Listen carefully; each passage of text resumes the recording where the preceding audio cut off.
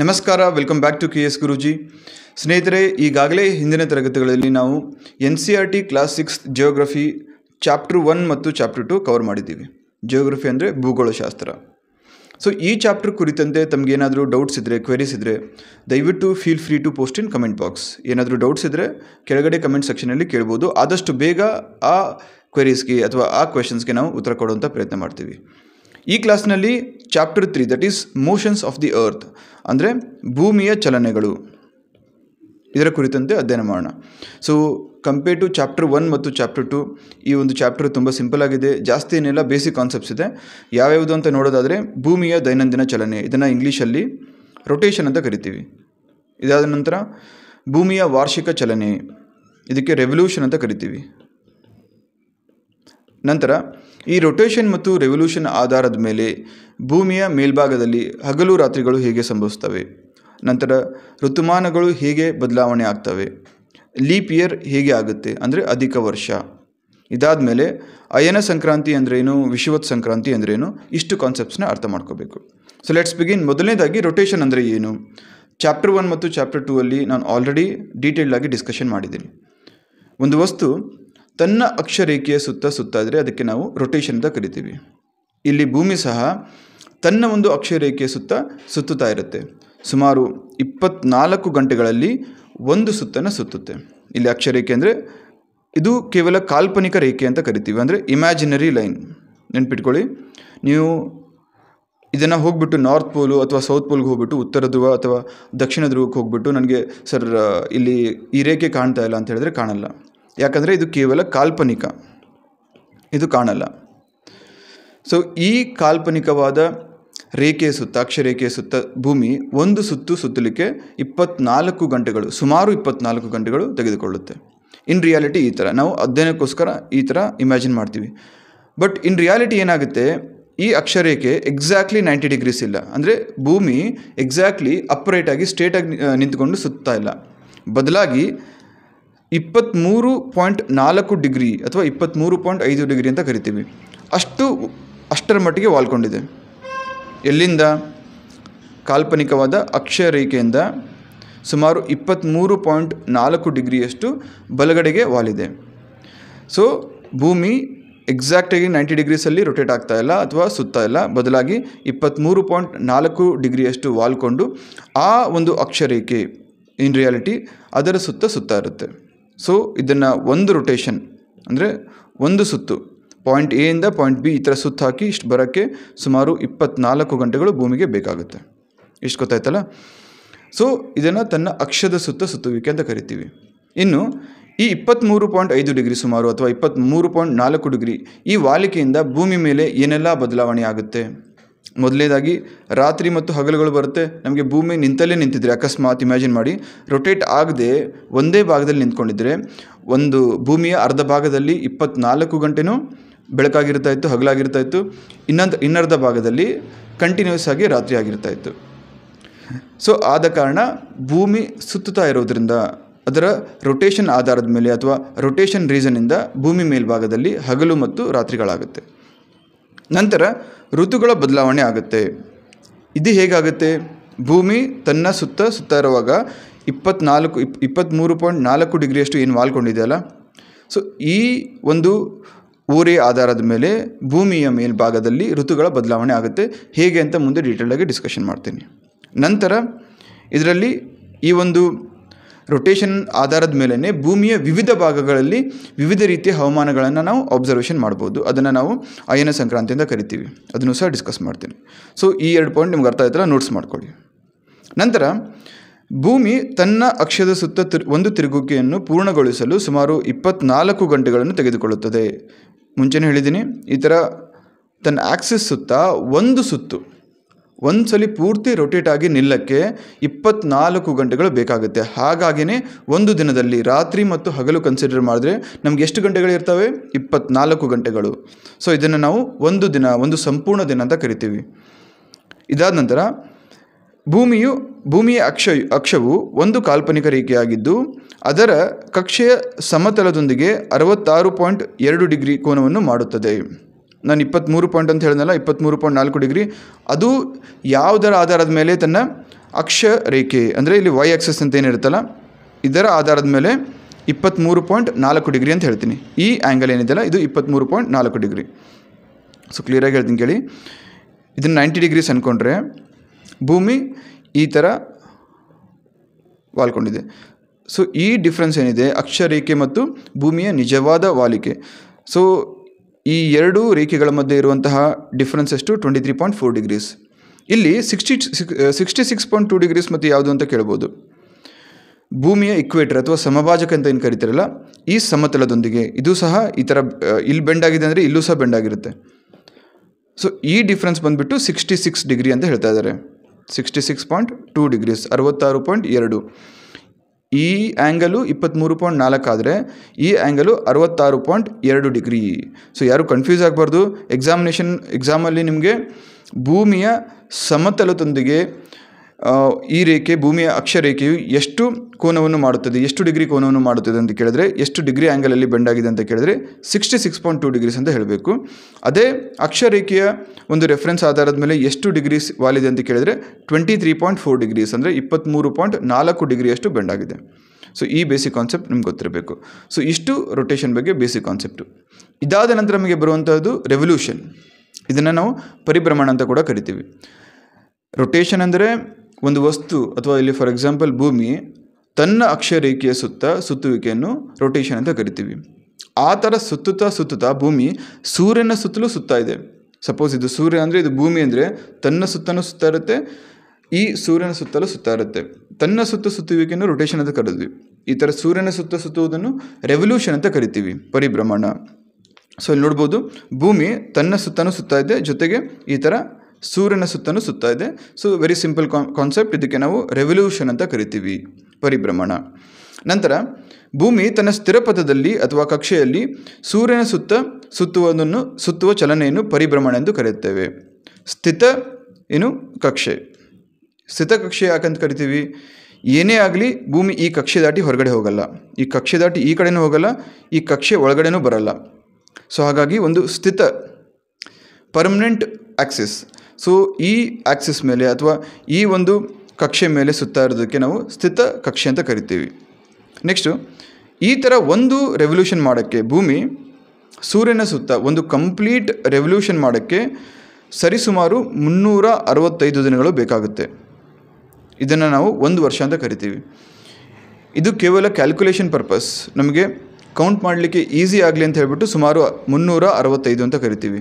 But in reality exact number of days ಭೂಮಿ ಸೂರ್ಯನ ಸುತ್ತ ಒಂದು ಕಂಪ್ಲೀಟ್ ರೆವಲ್ಯೂಷನ್ ಬರೋಕ್ಕೆ ಅಥವಾ ಪರಿಭ್ರಮಣೆ ಬರಲಿಕ್ಕೆ ಎಷ್ಟು ದಿನಗಳು ಬೇಕಾಗುತ್ತೆ ಅಂದರೆ 365.6 365 ದಿನಗಳು ಮತ್ತು 6 ಗಂಟೆಗಳು ಇಷ್ಟು ಟೈಮನ್ನು ತೆಗೆದುಕೊಳ್ಳುತ್ತೆ. ಸೊ ಇದನ್ನು ಈ 0.6 ಏನಿದೆಯಲ್ಲ 365 ದಿನಗಳು ಮತ್ತು 6 ಗಂಟೆಗಳು, ಇದನ್ನು ಪ್ರತಿ ವರ್ಷ ಈ ಥರ ಕ್ಯಾಲ್ಕುಲೇಟ್ ಮಾಡೋಕ್ಕಾಗಲ್ಲ ನಾವು. ಅದಕ್ಕಾಗಿ ಏನು ಮಾಡ್ತೀವಿ, ಈ 6 ಗಂಟೆನ ಬಿಟ್ಟು ಈ 6 ಗಂಟೆನ ಪ್ರತಿ 4 ವರ್ಷಕ್ಕೊಂದ್ಸಲಿ ಸೇರಿಸ್ಬಿಟ್ಟು 24 ಗಂಟೆ ಮಾಡಿ 1 ದಿನ ಎಕ್ಸ್ಟ್ರಾ ಆ್ಯಡ್ ಮಾಡ್ತೀವಿ. ಸೊ ಇದನ್ನು ಲೀಪ್ ಇಯರ್ ಅಂತ ಕರಿತೀವಿ ಅಥವಾ ಅಧಿಕ ವರ್ಷ ಅಂತ ಕರಿತೀವಿ. ಆ ವರ್ಷದಲ್ಲಿ ಫೆಬ್ರವರಿಯಲ್ಲಿ ನಮಗೆ 28 ದಿನಗಳ ಬದಲಾಗಿ 29 ದಿನಗಳು ಇರುತ್ತೆ. ಅದು ಎವ್ರಿ 4 ಇಯರ್ಸ್ ಅಂದರೆ 4 ವರ್ಷಗಳಿಗೊಮ್ಮೆ ಬರುತ್ತದೆ. ಸೊ ನೆನಪಿರಲಿ, ಭೂಮಿ ತನ್ನ ಸುತ್ತ ಸೂರ್ಯನ ಸುತ್ತನೂ ಸುತ್ತಾ ಇರುತ್ತೆ. ಅದಕ್ಕೆ ರೆವಲ್ಯೂಷನ್ ಅಂತ ಕರಿತೀವಿ. ಒಂದು ರೆವಲ್ಯೂಷನ್ಗೆ ಅದಕ್ಕೆ ಬೇಕಾಗುವಂಥ ಸಮಯ ಎಕ್ಸಾಕ್ಟಾಗಿ ನೋಡೋದಾದರೆ 365 ಡೇಸ್ 365 ದಿನಗಳು ಮತ್ತು 6 ಗಂಟೆಗಳು.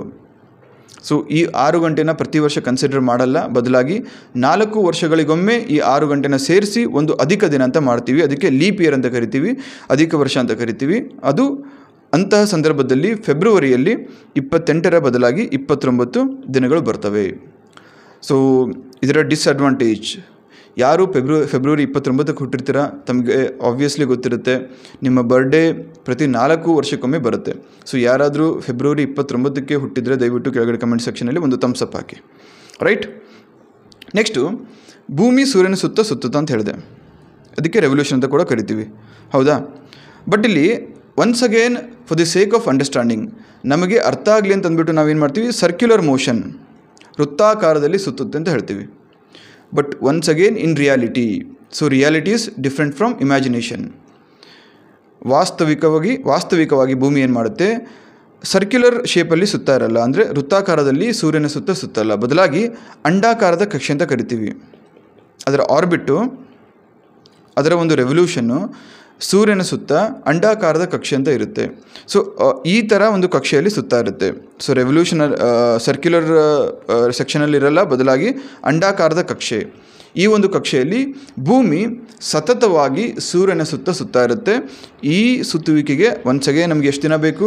365 ದಿನ ಮತ್ತು 6 ಗಂಟೆ ಬೇಕಾಗುತ್ತೆ. ಒಂದು ಕಂಪ್ಲೀಟಾಗಿ ಈ ಪಾಯಿಂಟ್ ಅಂದ್ಕೊಳ್ಳಿ, ಎ ಅಂದ್ಕೊಳ್ಳಿ, ಎಯಿಂದ ಶುರು ಮಾಡಿ ಮತ್ತೆ ವಾಪಸ್ ಎಗೆ ಬಂದು ಸೇರಬೇಕಾದ್ರೆ ಭೂಮಿ 365 ದಿನ ಮತ್ತು 6 ಗಂಟೆಯಷ್ಟು ಚಲನೆ ಕಂಟಿನ್ಯೂಸ್ ಆಗಿ ಮಾಡಬೇಕಾಗುತ್ತೆ. ಆವಾಗ ಮಾತ್ರ ಒಂದು ರೆವಲ್ಯೂಷನ್ ಕಂಪ್ಲೀಟ್ ಆಗುತ್ತೆ. ನಂತರ ಸೂರ್ಯನ ಸುತ್ತ ಭೂಮಿಯ ಸ್ಥಾನದಲ್ಲಿ ಬದಲಾವಣೆಯಿಂದಾಗಿ ಋತುಗಳು ಬದಲಾವಣೆ ಆಗುತ್ತದೆ. ಸೊ ಭೂಮಿ ಮೇಲೆ ಋತುಗಳು, ಸಮ್ಮರ್ ಸೋಲ್ಸ್ಟೈಸು, ಇಕ್ವಿನಾಕ್ಸು, ವಸಂತ ಕಾಲ ಅಂತ ಕರಿತೀವಿ, ಬೇಸಿಗೆ ಕಾಲ ಅಂತ ಕರಿತೀವಿ, ಚಳಿಗಾಲ ಅಂತ ಕರಿತೀವಿ.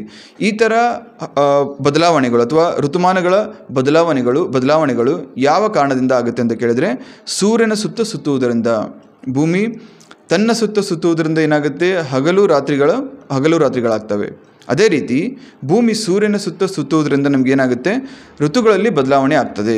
ಸೊ ಸಮ್ಮರ್ ಸೋಲ್ಸ್ಟೈಸು ಇಂಗ್ಲೀಷಲ್ಲಿ ಇಕ್ವಿನಾಕ್ಸ್ ಅಂತ ಕರಿತೀವಿ, ನೆಕ್ಸ್ಟು ವಿಂಟರ್ ಸೋಲ್ಸ್ಟೈಸ್ ಅಂತ ಕರಿತೀವಿ. 1 by 1 ನೋಡ್ಕೊಂಡು ಹೋಗೋಣ.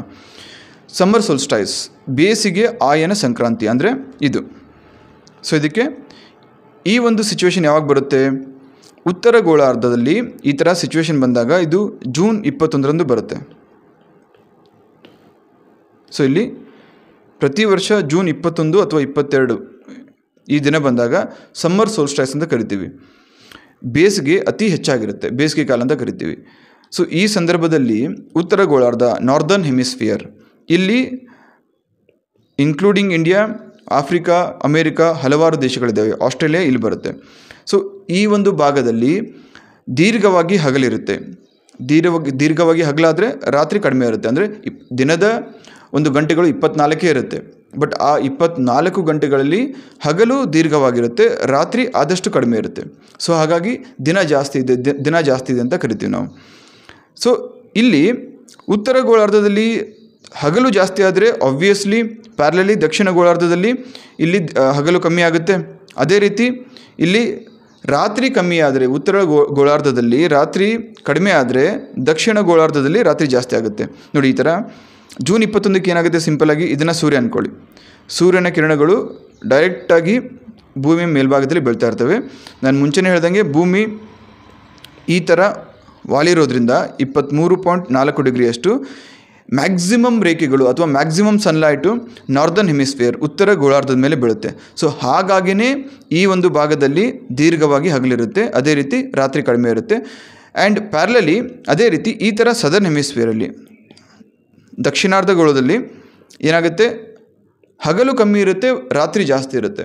ಸೊ ಯಾರಾದರೂ ಈ ಸಂದರ್ಭದಲ್ಲಿ ಜಾಸ್ತಿ ಮಲಗಬೇಕು ಅಂದರೆ, ಬೆಳಕು ಕಂಡ್ರೆ ಆಗಲ್ಲ ಅಂತಂದರೆ, ಜಾಸ್ತಿ ಮಲಗಬೇಕು ಅಂದರೆ ದಯವಿಟ್ಟು ತಾವು ಆಸ್ಟ್ರೇಲಿಯಾ ಅಂತ ದೇಶಕ್ಕೆ ಹೋಗ್ಬೋದು. ಆಸ್ಟ್ರೇಲಿಯಾ, ಅಂಟಾರ್ಟಿಕಾ ಅಲ್ಲಿ ಹೋಗ್ಬೋದು. ಸೊ ಅಲ್ಲಿ ಈ ಸಂದರ್ಭದಲ್ಲಿ ಬೇಸಿಗೆ ಕಾಲದಲ್ಲಿ ಆ ಒಂದು ಭಾಗದಲ್ಲಿ ಜಾಸ್ತಿ ನಿಮಗೆ ರಾತ್ರಿ ಸಿಗುತ್ತೆ. ನಂತರ ಆಬ್ವಿಯಸ್ಲಿ ಇದನ್ನು ಈ ಉತ್ತರಾರ್ಧ ಭಾಗದಲ್ಲಿ ಸಮ್ಮರ್ ಟೈಮ್ ಅಂತ ಕರೆದ್ರೆ, ಬೇಸಿಗೆ ಕಾಲ ಅಂತ ಕರೆದ್ರೆ, ಈ ದಕ್ಷಿಣಾರ್ಧ ಗೋಳದಲ್ಲಿ ಚಳಿಗಾಲ ಅಂತ ಕರಿತೀವಿ ನಾವು. ಸೊ ಇದು ಯಾವಾಗುತ್ತೆ? ಜೂನ್ 21 ಅಥವಾ 22ರಂದು ಆಗುತ್ತೆ. ಬೇಸಿಗೆ ಅಯನ ಸಂಕ್ರಾಂತಿ ಅಂತ ಕರಿತೀವಿ, ಸಮ್ಮರ್ ಸೋಲ್ಸ್ಟೈಸ್. ಇದೇ ರೀತಿ ಚಳಿಗಾಲದ ಅಯನ ಸಂಕ್ರಾಂತಿಯಿಂದ ಬರುತ್ತೆ. ಇದು ಯಾವಾಗುತ್ತೆ? ಇದು ಜೂನ್ 21, 22 ಆದರೆ ಡಿಸೆಂಬರ್ ಬಂದಾಗ ಇಲ್ಲಿ.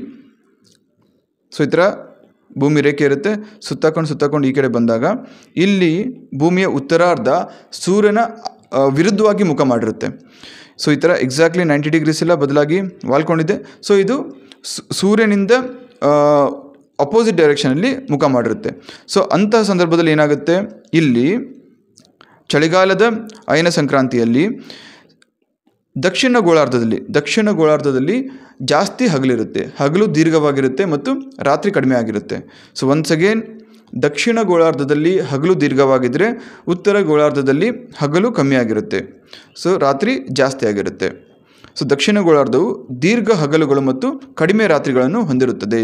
Once again total number of hours 24 ಗಂಟೆನೇ ಇರುತ್ತೆ, ಬಟ್ ಅಲ್ಲಿ ಡ್ಯೂರೇಷನ್ ಎಷ್ಟು ಹೊತ್ತು ಹಗಲಿರುತ್ತೆ ಅದು ಜಾಸ್ತಿ ಇರುತ್ತೆ ಯಾವುದರಲ್ಲಿ? ದಕ್ಷಿಣ ಗೋಳಾರ್ಧದಲ್ಲಿ.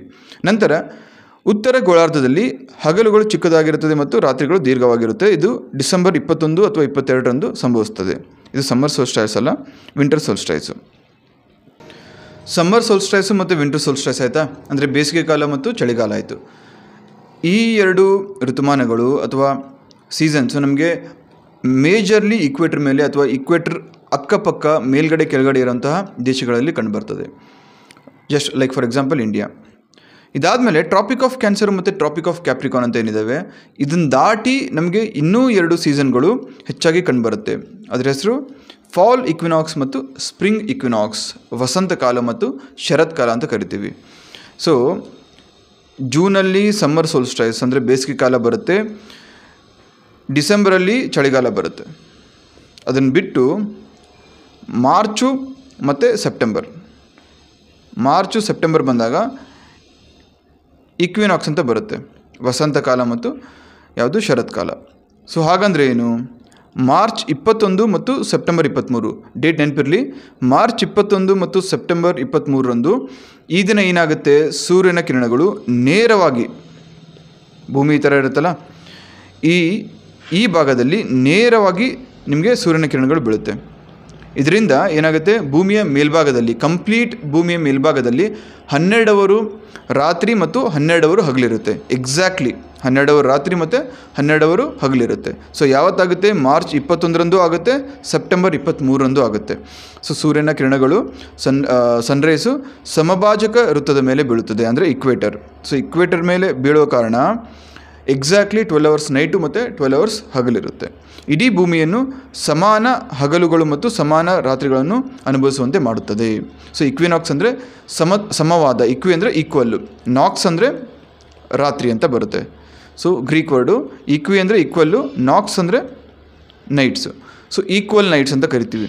ಇದನ್ನು ಏನಂತ ಕರಿತೀವಿ, ಕನ್ನಡದಲ್ಲಿ ವಿಷುವತ್ ಸಂಕ್ರಾಂತಿ ಅಂತ ಕರಿತೀವಿ. ಅದೇ ರೀತಿ ವಸಂತ ಕಾಲ ಮತ್ತು ಶರತ್ ಕಾಲ ಅಂತ ಕೂಡ ಕರಿತೀವಿ. ವಸಂತ ಮತ್ತು ಶರತ್ ಕಾಲ. ಸೊ ಇಷ್ಟು ಕಾನ್ಸೆಪ್ಟ್ಸು ನಮಗೆ ಇವತ್ತು ಈ ಚಾಪ್ಟರ್ 3ಇಂದ ಕಲ್ತ್ಕೊಂಡ್ವಿ. ಏನೇನು ಕಲ್ತ್ವಿ, ಜಸ್ಟ್ ಕ್ವಿಕ್ಲಿ ರಿವೈಸ್ ಮಾಡೋದಾದರೆ, ಮೊದಲನೇದಾಗಿ ವಾಟ್ ಈಸ್ ರೊಟೇಷನ್ ಅಂತ ನೋಡಿದ್ವಿ, ಭೂಮಿಯ ದೈನಂದಿನ ಚಲನೆ. ನೆಕ್ಸ್ಟು ವಾಟ್ ಈಸ್ ರೆವಲ್ಯೂಷನ್, ಭೂಮಿಯ ವಾರ್ಷಿಕ ಚಲನೆ. ಇದರ ಆಧಾರದ ಮೇಲೆ ಯಾವ ಒಂದು ಪರ್ಟಿಕ್ಯುಲರ್ ಕಾರಣದಿಂದ ಋತುಮಾನಗಳು ಬದಲಾವಣೆ ಆಗುತ್ತೆ, ಹವಾಮಾನಗಳು ಬದಲಾವಣೆ ಆಗುತ್ತೆ. ಇದಕ್ಕೆ ಮೇನ್ ಕಾರಣ ಭೂಮಿ ತನ್ನ ಅಕ್ಷರೇಖೆಯಿಂದ 23 ಡಿಗ್ರಿಯಷ್ಟು 23.4 ಡಿಗ್ರಿಯಷ್ಟು ವಾಲಿರುವುದು. ಇದಾದಮೇಲೆ ಈ ರೆವಲ್ಯೂಷನ್ ಆಧಾರದ ಮೇಲೆ, ಭೂಮಿಯ ವಾರ್ಷಿಕ ಚಲನೆಯ ಆಧಾರದ ಮೇಲೆ ಲೀಪ್ ಇಯರ್ ಅಥವಾ ಅಧಿಕ ವರ್ಷ ಹೇಗೆ ಉಂಟಾಗುತ್ತದೆ. ನಂತರ ಅಯನ ಸಂಕ್ರಾಂತಿ ಅಂದರೆ ಏನು, ಅಯನ ಸಂಕ್ರಾಂತಿಯಲ್ಲಿ ಬೇಸಿಗೆ ಕಾಲ ಯಾವಾಗ ಬರುತ್ತೆ, ಚಳಿಗಾಲ ಯಾವಾಗ ಬರುತ್ತೆ. ಇದಾದಮೇಲೆ ವಿಷುವತ್ ಸಂಕ್ರಾಂತಿ ಅಂದ್ರೇನು. ಇಷ್ಟು ಟಾಪಿಕ್ಸು ಕ್ಲಿಯರ್ ಆಯಿತು. ಸೊ ಹಾಗಾಗಿನೇ ನಾನು ಹೇಳಿದ್ದು it is a very simple chapter.